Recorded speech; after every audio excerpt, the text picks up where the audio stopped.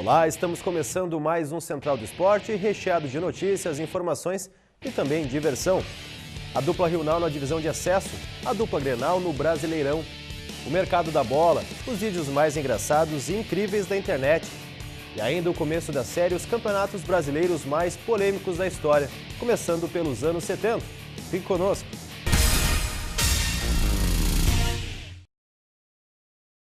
Empate e a liderança para o riograndense. O 2-2 contra o São Paulo de Rio Grande, fora de casa, garantiu o Periquito em primeiro no Grupo A. O time de Círio Quadros repete a boa campanha da primeira fase e tenta repetir o feito de melhor pontuação geral do primeiro turno. Vitória suada do Internacional de Santa Maria, 1-0 magro, mas que simboliza a continuidade na briga por uma das vagas à primeira divisão do Gauchão. 1-0 sobre o Rio Pardense garantiu o Colorado na disputa do Grupo B. O técnico Badico não quer perder pontos em casa e ir para o mata-mata decisivo em busca de uma das vagas para a Série A. No Brasileirão, a dupla Grenal começou pontuando. O Inter com um empate surpreendente fora de casa diante do Vitória e o Grêmio com 2-0 em cima do Náutico. O Colorado começou levando um susto logo aos 2 minutos com Maxi Biancucci, o primo de Lionel Messi. Ainda no começo do jogo, Gabriel ampliou.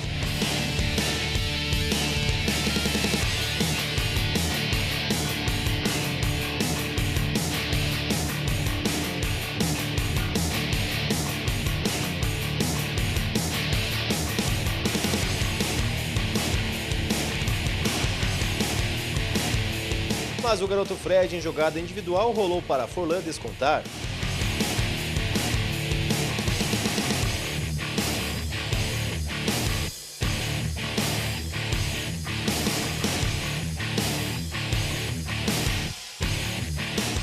No segundo tempo, belo lançamento de D'Alessandro. Fred dominou e tocou na saída de Wilson do Vitória. Empate suado, mas um ponto na conta do técnico Dunga, 2-2.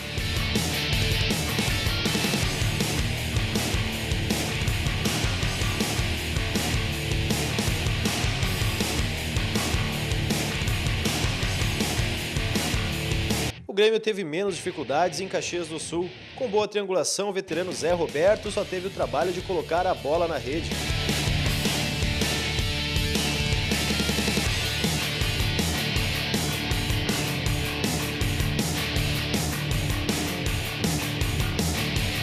No segundo tempo, Elano de cabeça decretou 2-0 e o sossego momentâneo de Vanderlei Luxemburgo.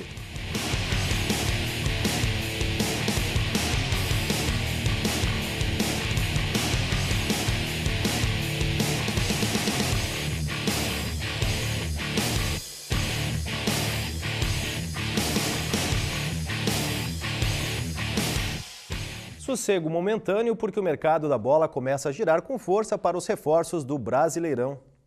No Grêmio, as especulações estão mais voltadas para as possíveis saídas de jogadores do que a chegada de novos nomes. O lateral André Santos não deve ter o contrato de empréstimo com o Arsenal renovado e deve se despedir do tricolor gaúcho ainda em junho. Fernando, convocado para a Copa das Confederações, deve deixar o Grêmio na janela de transferências. A venda do volante traria fôlego aos cofres do clube. Outro jogador que pode sair é o atacante Kleber. Recentemente, o jogador esteve reunido com a direção pedindo mais oportunidades para atuar. A insatisfação de Kleber deve resultar na saída de um dos nomes mais caros do Grêmio.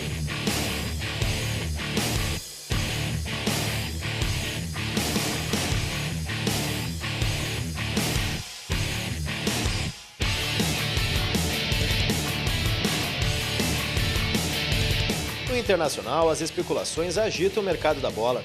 Assim como o Fernando do Grêmio, o Leandro Damião deve deixar o Beira-Rio após a Copa das Confederações. A direção está próxima de anunciar 2 reforços de confiança do técnico Dunga. Júlio Batista, meio atacante que está no futebol espanhol. E o atacante Luiz Fabiano está em crise com a direção de São Paulo. Os dois formaram parceria com Dunga na época da seleção brasileira e podem ser anunciados a qualquer momento.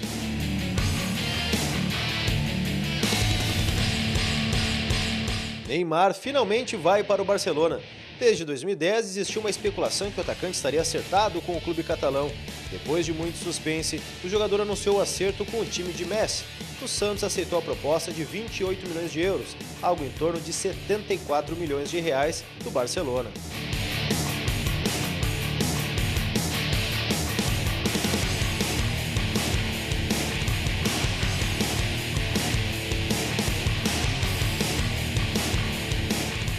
Vamos agora ao giro das modalidades. O Universitário Rugby Santa Maria venceu a equipe do Lanceiros Negros de Canoas por 38-10. O jogo foi disputado no Centro Esportivo Gauchão em Santa Maria. Com o resultado, o time chegou aos 14 pontos na tabela do Campeonato Gaúcho da 2ª Divisão. O próximo desafio do Universitário Rugby é em Estrela, no dia 15 de junho, novamente contra o Lanceiros Negros. Se vencer, o grupo de Santa Maria assume a liderança do estadual da modalidade e encaminha a conquista do título. Felipe Massa quer esquecer o GP de Mônaco de 2013. Depois de um acidente no treino livre que o tirou da classificação para o grid, o brasileiro cometeu o mesmo erro e bateu novamente na saída da reta dos boxes. Quem tem o que comemorar é o alemão Nico Rosberg, que venceu pela primeira vez no circuito, repetido o feito do pai em 1973. O outro alemão, Sebastian Vettel, também comemorou o segundo lugar. Com o resultado, o alemão abriu 21 pontos para o segundo, Kimi Raikkonen. A próxima corrida é no Canadá, dia 9 de junho. Ainda no automobilismo, tivemos vitória brasileira nas 500 milhas de Indianápolis. Tony Kanaan ultrapassou o americano Hunter Ray faltando 3 voltas. Com a bandeira amarela após a manobra, Tony garantiu a vitória na prova mais importante da categoria nos Estados Unidos.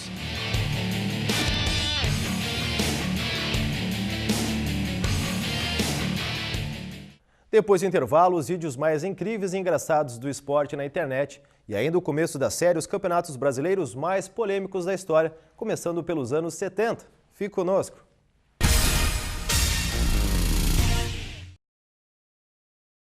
Sonho.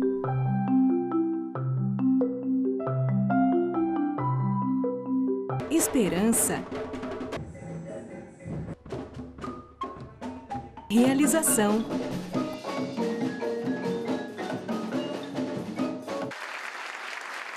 Cuíca, promovendo inclusão social através da música, transformando sonhos em realidade.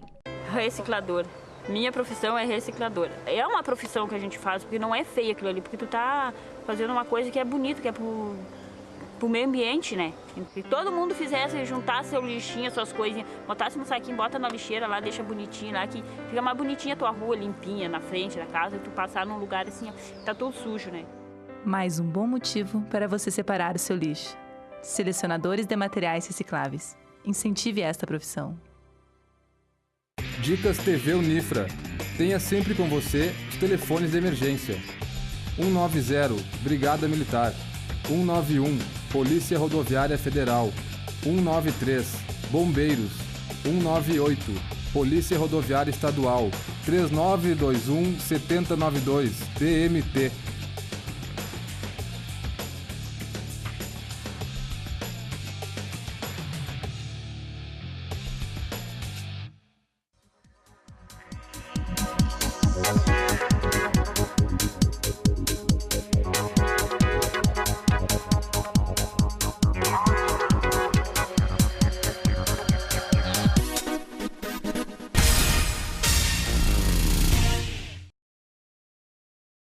Voltamos com o Central do Esporte para o momento mais esperado do programa, os vídeos mais incríveis e engraçados do esporte na internet.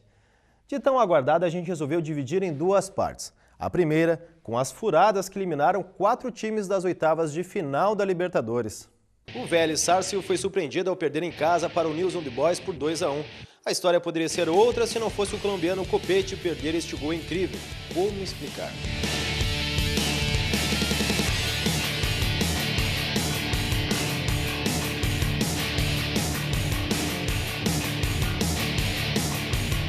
A contratação mais cara da temporada, o chileno Vargas, poderia ter garantido o Grêmio nas quartas, se não fosse a pontaria.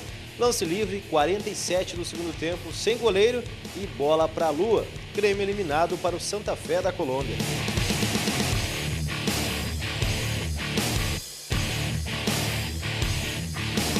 Outra decepção foi Alexandre Pato. O Corinthians precisava de 2 gols, ainda dava tempo. Guerreiro agitou de cabeça para Pato, driblou o goleiro e furou em bola. Lance perdido acabou com a chance da virada e o campeão do mundo estacionou cedo na Libertadores. A bola era fraquinha, defensável, mas o goleiro Bruno aceitou o chute do mexicano do Tijuana e acabou abrindo a porteira para a eliminação do Palmeiras na competição.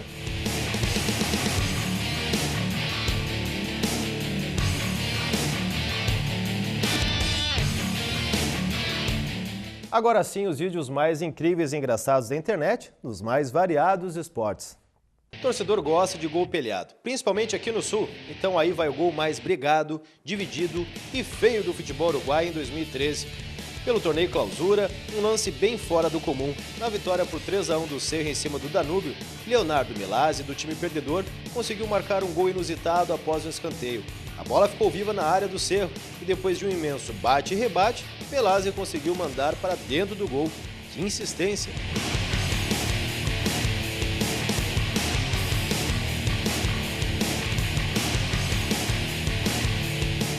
Os goleiros ficam chateados conosco por causa das piadas, falhas, mas olha este lance. Na partida em que o Udinese venceu o Chievo pelo placar de 3-1, o goleirão Christian Pugione do Chievo deu um presente para Antônio Di Natale, que não desperdiçou. Que fase, hein, goleirão? Mas agora vamos mostrar que o goleiro também pode decidir a favor do time. O St. Pauli perdia por 2-1 para o Paderson nos acréscimos. Esses nomes bonitos só poderiam ser da segunda divisão alemã. O goleiro Philipp fez o que muitos arqueiros em desespero tentam, ir para a área adversária em busca do gol do empate. A diferença foi que o alemão conseguiu o feito, levando à loucura os torcedores do time.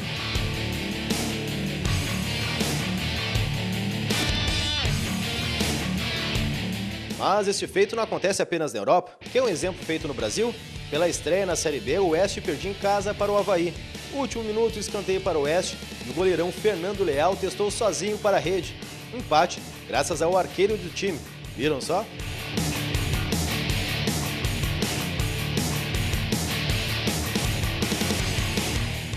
A prova da GP2 disputada em Mônaco teve uma grande lambança provocada pelo venezuelano Johnny Júnior. Ele largou na pole, perdeu o ponto de freada e bateu no guarda-reio na primeira curva, quase no mesmo ponto que Felipe Massa. Com a curva obstruída, 17 dos 26 carros se envolveram no acidente. Depois de 45 minutos, a prova teve nova largada. O brasileiro Felipe Nars, que saiu do acidente com apenas o bico danificado, terminou em quarto.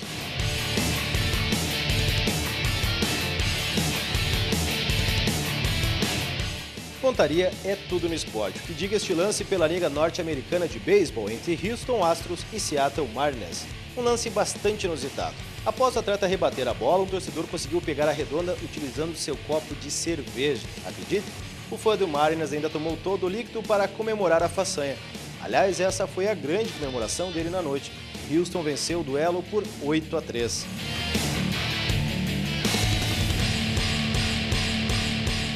No próximo bloco, o começo da série especial Os Campeonatos Brasileiros mais polêmicos da história, começando pelos anos 70. Fique conosco.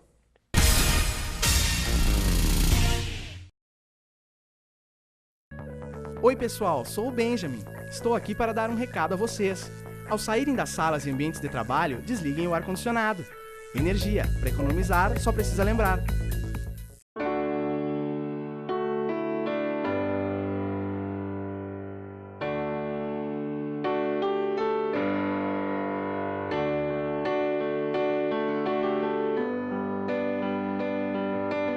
E no fim de tudo, pipa e vento, num belo momento, vão chegar ao céu. Assim como a pipa precisa do vento para voar, a Estação dos Ventos precisa de você. Colabore! A ONG Infância Ação já ajudou muitas crianças e precisa de você para continuar ajudando. Conheça a ONG e venha ajudar você também. ONG Infância Ação, o bom é ser criança. Acesse e conheça onginfancia.org.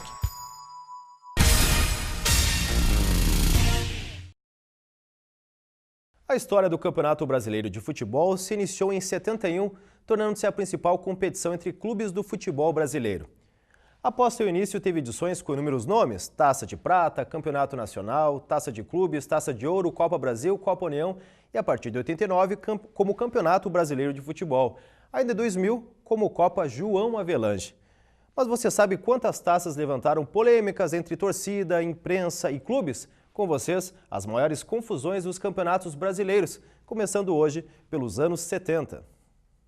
Campeonato Brasileiro de 1974. Começou com polêmica pelo regulamento.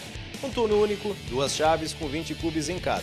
Classificavam-se os 10 primeiros colocados de cada chave, mais os 2 clubes com maior arrecadação de público entre os não classificados pelos critérios anteriores. Acredita? É sério. Para piorar, o Cruzeiro e Vasco empataram em número de pontos, o que levaria a um jogo de desempate. O Cruzeiro tinha tido campanha melhor, então o jogo seria no Mineirão. Porém, um dirigente do time mineiro invadiu o campo do jogo durante uma partida. O mando de campo foi invertido e o jogo foi realizado no Maracanã. O jogo foi equilibrado, o Vasco saiu na frente com o Ademor.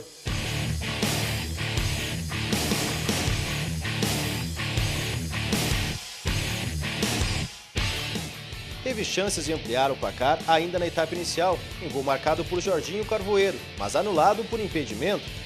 O Cruzeiro voltou melhor no segundo tempo e o lateral direito Nelinho empatou a partida, num belo chute, aos 19 minutos.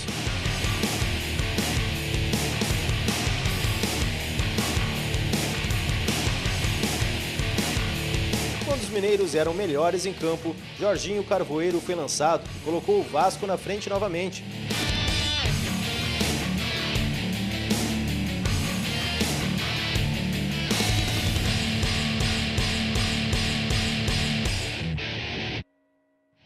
O Cruzeiro ainda marcou o gol de empate após a jogada de linha de fundo através do volante Zé Carlos aos 43 minutos. Porém, o árbitro Armando Marques anulou o gol em outro lance polêmico e muito reclamado pelos cruzeirenses. Ao final do jogo, o juiz não deu nenhum acréscimo e encerrou a partida aos 45 minutos. Vasco 2-1, campeão brasileiro.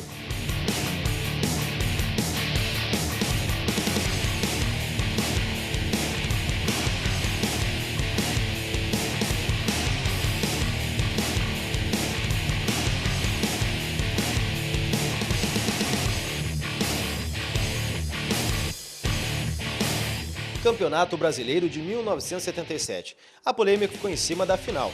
O São Paulo foi o campeão, porém o Atlético Mineiro termina o campeonato invicto e com 10 pontos a mais que o campeão, numa época em que a vitória valia 2 pontos.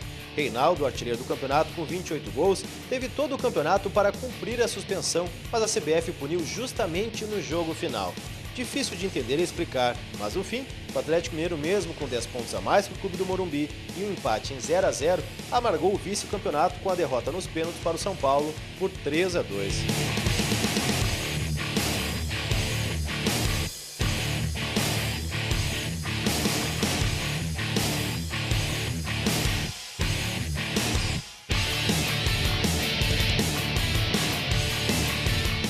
Campeonato Brasileiro de 1979.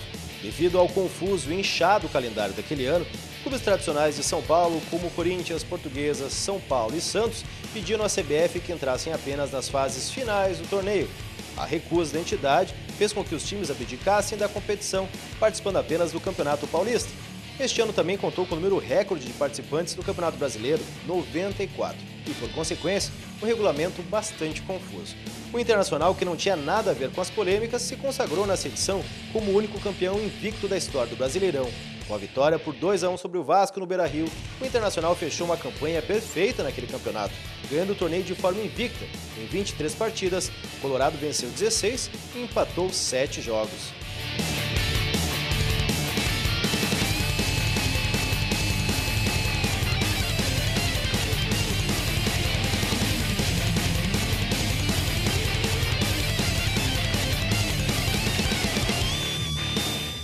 Semana que vem, as polêmicas do Brasileiro dos anos 80. O Central do Esporte fica por aqui. Se você quiser mandar sugestões de reportagens, envie e-mail para tvunifra@unifra.br. Lembrando que você pode rever a nossa programação no site do YouTube, no canal Unifra Online. Até a próxima semana. Tchau!